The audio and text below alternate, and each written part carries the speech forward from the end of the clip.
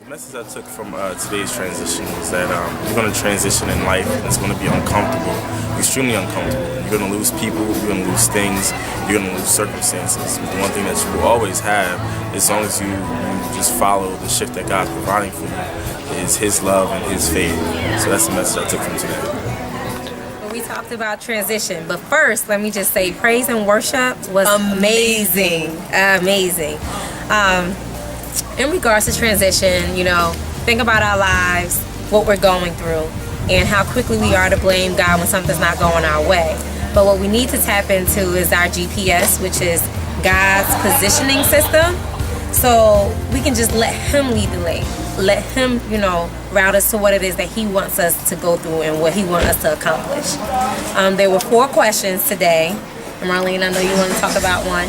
One of my favorite ones is, what will you take with you when you're in this moment of transition? You can't take everybody with you. Sometimes, God weeds out the weeds, and so you can expose the beautiful rose you are. But when you're making this transition, 3 things have to remain: your faith, your hope, and your love. Thank you. Bye. Today was all about transition. We're transitioning as a church. There are transitions that are happening collectively and individually. And I think that everyone who's here today could identify with the message from today about transition. Worship led right into that word, set the atmosphere. Sandra Ward killed it during worship as far as she brought the Spirit and just ushered us into the presence of God. And then Be Love, boy, man, I was saying I had to walk to the back, and I told his cousin, I was like, yo, I can sit down. I said, I don't need to talk to him, because he just talked about really just the pain of the process and just trusting God, and it led right into the message for today, which was all about transition. Johnson? Today was an awesome service, and what really stuck out to me and hit home to me is that, in truth, all of us on this earthly realm are going to go through transitions. It's inevitable. It's just the way life is. And sometimes people get stuck in the place that they're in the times of their lives. But I think, as Pastor was saying, you have to change your mind and your way of thinking. And you have to have a relationship with God, actually, to find your way. It's like he said, you need a GPS. And sometimes I find myself lost and stuck in situations, and I want to change for the better, for the good. And sometimes I know that people are afraid to do that because they're afraid of change. And along with change, things happen. You may lose friends.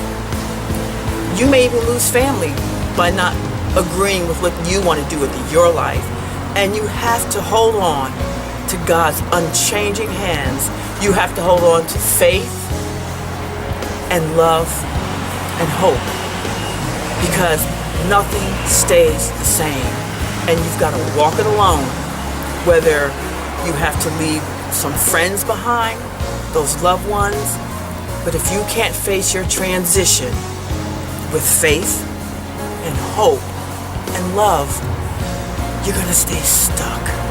So you have to change your way of thinking. You have to be brave, and you have to trust God, a powerful faith in God. And I thank Pastor Pierre for sharing his wisdom with us. Amen. I was invited here to be a special guest and share what the Lord has given me.